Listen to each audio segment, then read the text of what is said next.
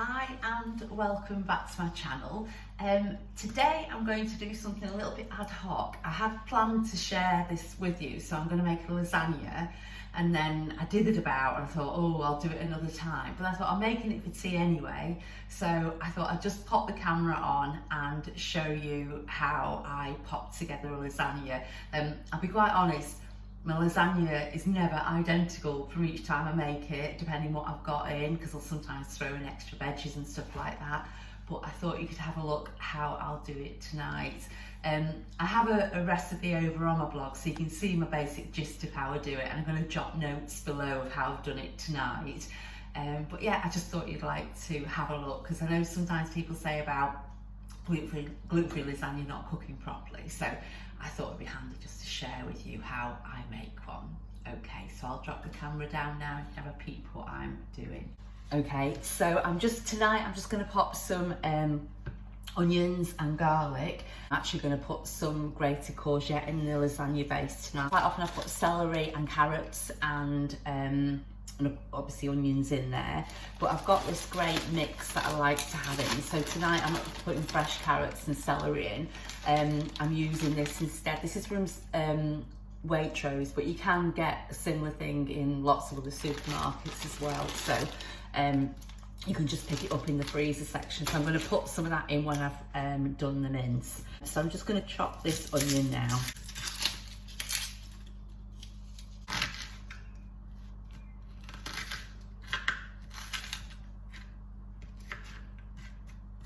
Okay, so it's basically, I've just diced the onion there and I'm just going to add this to the pan.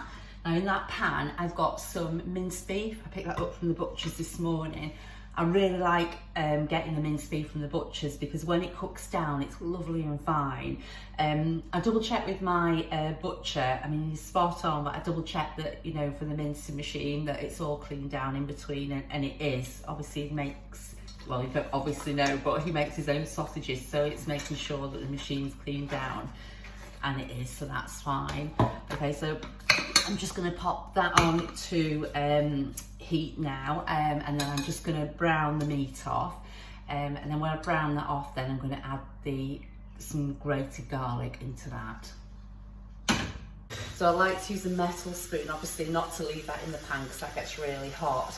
But I prefer to do that rather than a wooden spoon, because even with a wooden spoon, when you wash it, unless you've washed it separately, it's still porous, and I still think, you know, with wood, it can still absorb things with gluten. So I don't tend to have wooden spoons anymore now. I just tend to work with the metal ones, but that's just my preference.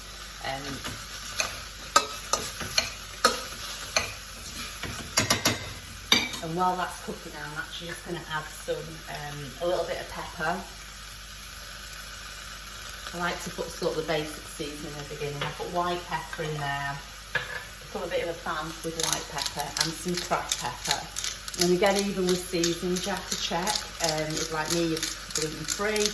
There isn't any may contain in there, just to be on the safe side. I'm going to add a bit of salt in there as well. Not quite all that. I'm just going to let this cook out, just stirring it. So put it on about a medium heat because it does catch. Don't add any extra oil in with my mince because I feel that there's enough fat that will come off there. So I don't put any in myself. Okay, so once it's got to that stage where it's just browned off, what I do now is add in my garlic. I really am doing it ad hoc tonight. I'm just doing it as I think is right and as I normally do it, without trying to think that the camera is on, just so you can get an idea of how I do sort of pop things together. I'm adding 4 cloves of garlic, but I will write this down, what I've done tonight for you. It's sort of layering the flavours up. I'm not sure how authentic it is as a lasagna itself. I know it doesn't resemble something that you have in Italy, but it is really tasty. We're going to have it with some salad later on, just some mixed leaves and some balsamic vinegar.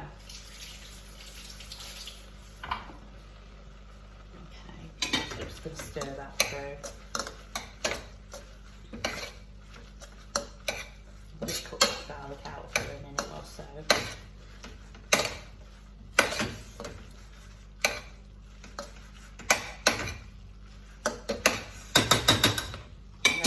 Tonight I'm just going to add a little bit of red. I don't always do this, but I've got some handy and I can have the bit that's left myself as well.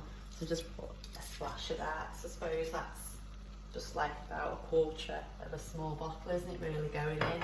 But you don't have to do that. And then just cook that out. It just, I think, just gives it a bit of a deeper flavour. But I don't always put wine in, it just depends if I have it on hand.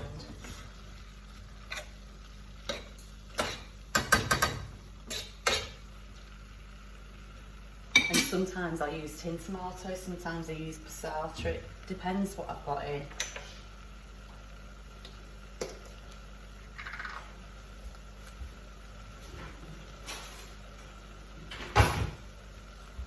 And I'm just going to add a good teaspoon of dried oregano. And again, I say herbs like with pepper, you just need to check. Just turn that down so it can quite easily catch that as well. Let's just stir that in.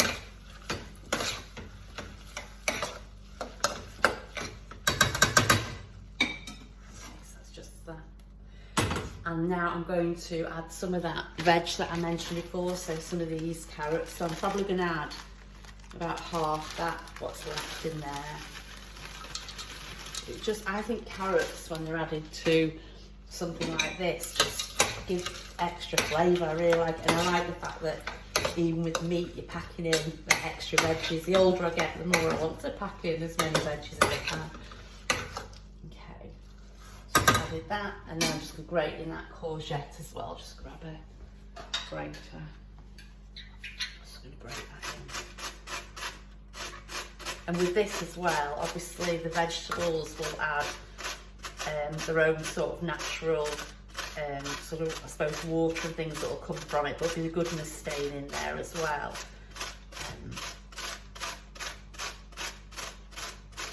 So you can put like spinach and things extra into a lasagna, you wouldn't even know it's in there, so it's a great way of getting extra veggies in there. As I say, it does really depend on what I've got in that ends up going into a lasagna on the time.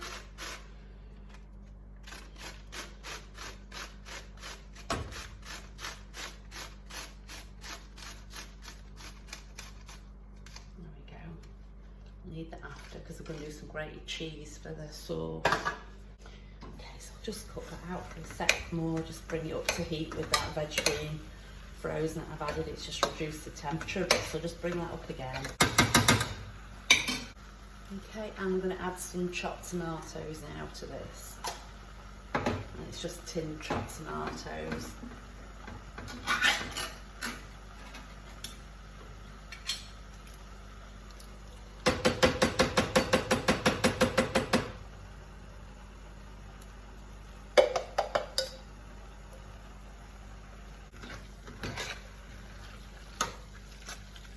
Okay, so that's how it's looking now, and I'm just going to pop that on the back burner now and leave it on a low light and let it cook out, probably for about sort of half an hour to 40 minutes. If you've got the oven on, you could actually slip it in the oven and that'll be absolutely fine, but I'm just going to say put a lid on that now and then just leave it on it and let it just simmer. Okay, so the bolognese base is not far off being done. It's not far off having the time on there. So I thought whilst that's still cooking out, I'd just show you how I pop together the white sauce, the cheese sauce that goes on top of the lasagna. Okay, so I do a really quick white sauce for this. So rather than doing the bechamel sauce, I do the same one that had all the cauliflower cheese video. So it's just thickening the sauce with cornflour rather than gluten-free flour. And there I just left just that amount of milk at the bottom of the jug. Okay, so I'm just going to pop the heat on there. I'm going to put in some, if I can find it where I put it, some pepper.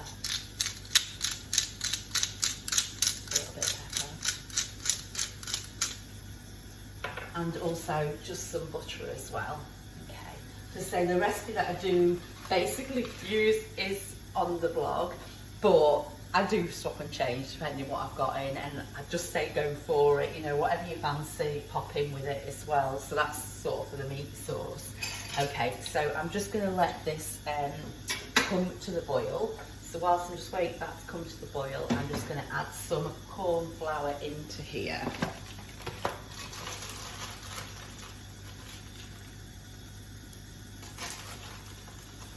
I've got, say, 3 dessert spoonfuls, but it's sort of hit and miss a little bit. So if you add it in slowly, you don't need it all, that's fine. But then if you do need it all and need a bit more, then just do a little bit of a paste with some more milk, and that will do the trick. Corn flour should be naturally gluten-free, but it's one of those things again that does need checking, because sometimes on the pack there may contain due to how it's processed in the factory. So just blend it in until that disappears, so it's smooth. And I won't really suffer with a noisy whisk tonight. I've got one with like little rubber things on the end. I got this one from Lakeland, and it's really good actually. So it's got like a little silicone base to it. Smash it. Okay, so as soon as that comes to boil, we're going to thicken that, and then I'm going to add the cheese and some mustard and season it. By doing it sort of when that's near enough done, it just means that you've got everything ready then just to assemble the lasagna. Okay, so once you start seeing the milk come up to boil, just whisk in the blended corn flour. I've just used semi-skim milk today, but any milk will be absolutely fine. It's, you know, whatever you prefer. Okay, so that's done.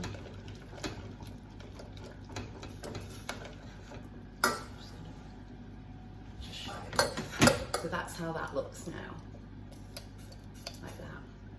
Okay, and then I'm just going to add in cheese.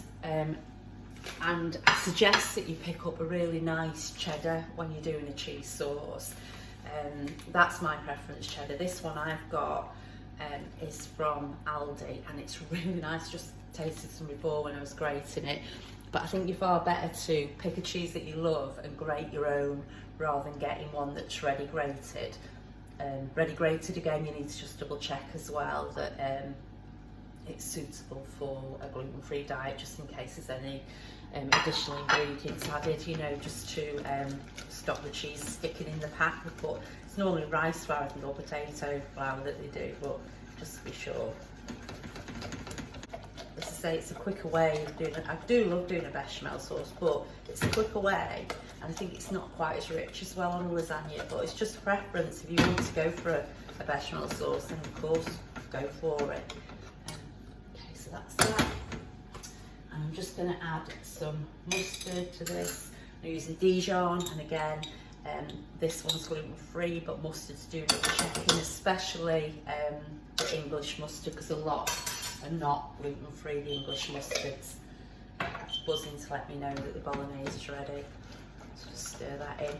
You can probably find with a cheese sauce, it doesn't need much salt because this cheese is salty anyway. And obviously the mustard gives it that bit of a kick as well, but I think it just needs the pepper. Good taste that just for seasoning. Tiny bit more cheese, I think. I don't even know if a cheese sauce is a traditional thing to have in a lasagna, but I like it. I think it gives it lots of flavour, and if the bolognese isn't too powerful, then it all works together really well. Okay, so that's the cheese sauce done. That's all done now. We're sorted with that. And I'm just going to check this for seasoning. So that's how the bolognese is looking now. I'm just going to check what that's like. I may even add a little bit of tomato puree, but I'm just going to double check, just see what it's.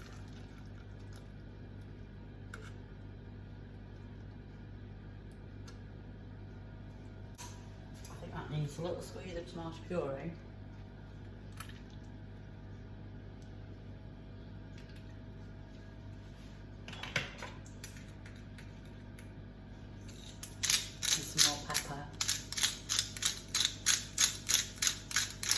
Sometimes I even add a tiny bit of sugar in bolognese just to balance out the flavours. Okay.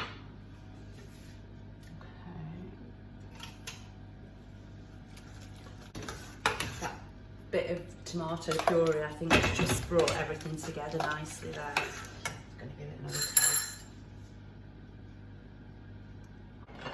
Touch more salt.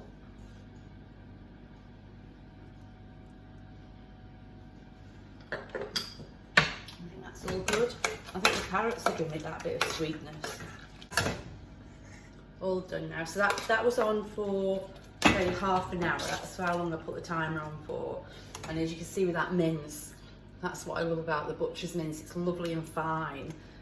So if you've got a local butcher and he cleans his mincing machine down nicely in between each session and things, then I definitely recommend that you pop there and grab some mince from your butcher, because it is so much nicer than, well, I personally think, than the ones you get from the supermarket. So okay, so that's all that. I'm just going to assemble the lasagna together now. So I think I'm going to move the camera because I'll do a better angle. Okay, so to assemble it, what I do, again, I'm not sure if this is so authentic, but we'll go with it. So I put some meat on the bottom, so just in an oven-proof dish.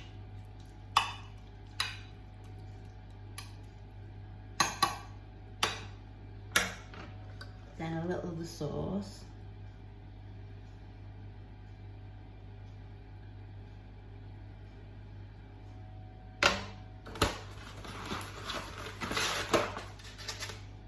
And the lasagna sheets.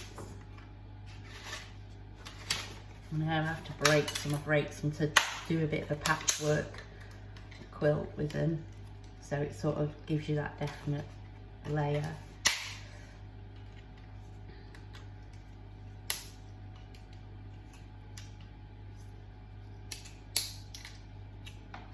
There we go.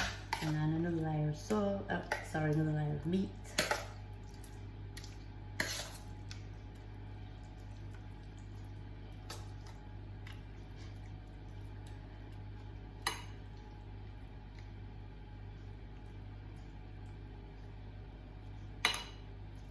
A good layer of meat at that point there. And then a layer of pasta.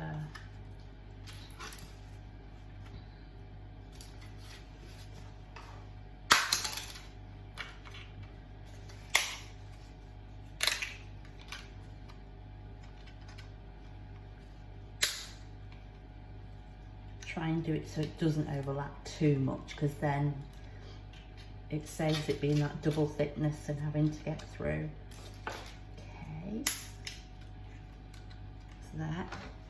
And then finally a layer of cheese sauce. Now I put lots of cheese sauce on the top because it does take a little bit more cooking, I think, the lasagna sheets, the gluten-free ones. So that, I didn't know whether I'd have enough spare, but I haven't. I was going to do a little one if I had any spare, but I haven't, so it doesn't matter. Okay, let me get a spoon, get a spatula on the job.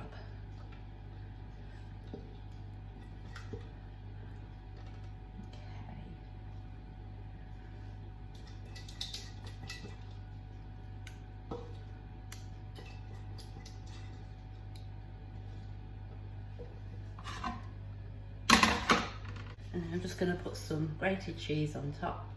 So it is quite cheese heavy, but I do like it like that, and it's just really nice and flavoursome as well. Okay, and then just a final bit of pepper on top then. Okay, and I've got the oven going now, so I'm going to put that in the oven for about 3/4 of an hour, and it's on 170 fan. But it sometimes needs up to an hour. But there we go. So I'll just put that in there and then I'll show you what it looks like when it's cooked. Just while that's in the oven, I'll just tell you that will actually do us for a couple of meals. So I'll use that. I think because I put a few more veggies in there tonight, it's bulked it up a bit more. I did wonder if I'd say be able to do a little lasagna, but I can't now. I've not got enough cheese sauce. But I'll save that, and I say that'll do us. We'll do that with some gluten-free pasta another night and have that as a bolognese then for tea, and that'll be fine for that. Okay, so I've just took the lasagna out of the oven now. It had about 45 minutes in the oven. I'll write everything down below anyway, so you can refer to that. So I've got the oven temperature. I dropped the oven temperature down a little bit lower for the last 10 minutes or so, but just to double check that lasagna is cooked, just slip a knife through and it should slip through nice and easily. So just a normal eating knife and just pop it through. I think the lasagna is good now just to rest for about a quarter of an hour, just for everything just to settle before serving it up. And I'm going to serve it up tonight for us. I've done us both salad, so I plated up. I always have my meal in a bowl. So Neil's on a plate and I'm in a bowl. So just done mixed leaf salad and some tomatoes, and that's all done. And then I'm going to put some of this on some of the balsamic glaze, and that's gluten-free. I've checked all that, and that is, but if you go for a different brand, that's Sainsbury's. If you go for a different brand, then just double check.